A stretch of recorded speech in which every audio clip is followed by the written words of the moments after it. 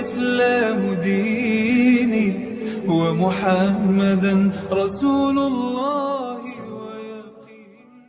Assalamualaikum warahmatullahi wabarakatuh. Halo Sobat Iman di mana saja berada, semoga dalam keadaan sehat dan lancar dalam segala hal. Pada kesempatan kali ini saya akan membahas konflik Palestina-Israel. Sudah menjadi rahasia umum bila kedua negara ini sulit untuk bisa berdamai. Baru-baru ini tentara Hamas menyerang Israel lewat udara, laut dan darat. Serangan yang menggunakan roket besar-besaran tersebut telah menghancurkan pertahanan Iron Dome Israel. Israel pun menyatakan perang buntut serangan Hamas tersebut. Lalu apakah mereka bisa berdamai? Dan apakah benar ungkapan jika Palestina dan Israel berdamai akan terjadi kiamat? Simak penjelasannya sampai akhir. Jika Palestina dan Israel berdamai, dunia akan kiamat. Ungkapan tersebut dibantah oleh seorang ulama yang mengatakan bahwa hal itu tidaklah benar, karena hanya opini yang disebarkan oleh orang Yahudi sendiri. Namun tentang Palestina atau kaum muslimin memerangi dan menang dari Yahudi dan terjadi kiamat, mungkin saja itu benar. Dari Abu Hurairah radhiyallahu anhu, bahwa Rasulullah shallallahu alaihi wasallam bersabda, "Tidak akan terjadi hari kiamat hingga kalian muslimin memerangi Yahudi."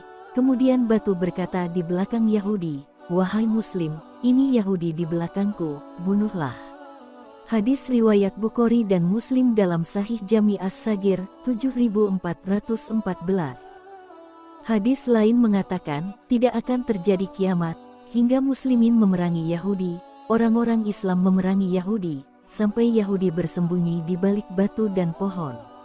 Namun batu dan pohon berkata, "Wahai muslim, wahai hamba Allah, inilah Yahudi di belakangku, kemarilah dan bunuh saja."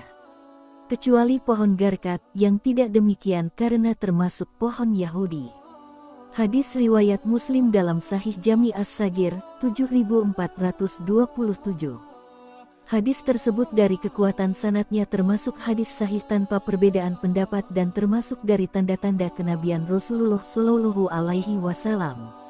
Serta hadis tersebut terkait dengan mukjizat kabar yang akan terjadi di masa yang akan datang. Namun hadis ini baru terasa relevan di zaman sekarang ini saja.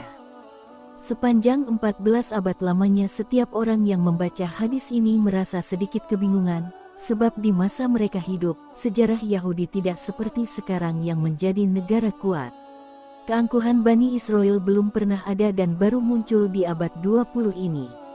Orang Yahudi sepanjang sejarah Islam justru selalu berada dalam perlindungan negeri-negeri Islam, karena komunitas Yahudi selalu dimusuhi oleh setiap bangsa dan negara di sepanjang sejarah. Komunitas Yahudi pernah dibantai oleh Nazi pada masa Hitler dan nyaris tidak ada tempat untuk Yahudi kecuali di negeri Islam.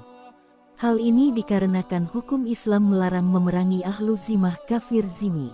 Ahlu zimah dalam fikih siyasah diartikan sebagai kelompok masyarakat non-muslim yang hidup di negeri muslim. Mereka hidup dengan menyerahkan diri dan keluarganya kepada otoritas pemerintahan muslim dengan memberikan pajak jaminan keamanan. Tidak ada satupun tanah di dunia ini yang mau menampung bangsa Yahudi saat itu, kecuali penguasa muslim Turki Utsmani. Maka selama 14 abad, hadis tersebut mengherankan umat Islam. Bagaimana mungkin umat Islam yang melindungi Yahudi karena dianggap ahlu zimah tiba-tiba akan memerangi Yahudi sampai mati? Ternyata enigma hadis ini terjawab pada tahun 1948, di mana komunitas Yahudi di seluruh dunia melakukan agresi, penjajahan dan pencaplokan sebuah negeri Islam merdeka yakni Palestina. Dan pada tahun 1967, semakin jelas kebenaran hadis ini karena ternyata Yahudi yang menjadi penyebab perang Arab dan Israel.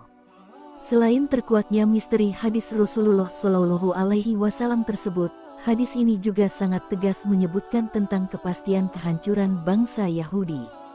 Bahkan batu dan pohon pun akan ikut membantu umat Islam dalam menumpas mereka.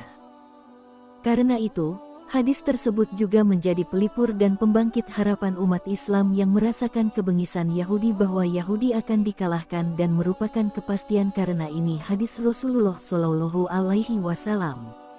Kita sebagai kaum muslimin patut mendoakan yang terbaik untuk Palestina. Semoga pejuang Palestina diberikan kekuatan oleh Allah Subhanahu wa Ta'ala untuk memerangi Israel.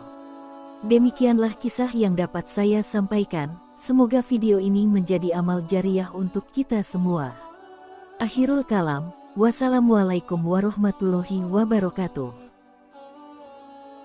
سبيل الدموع سبيل مريح تنهدى يا صاحي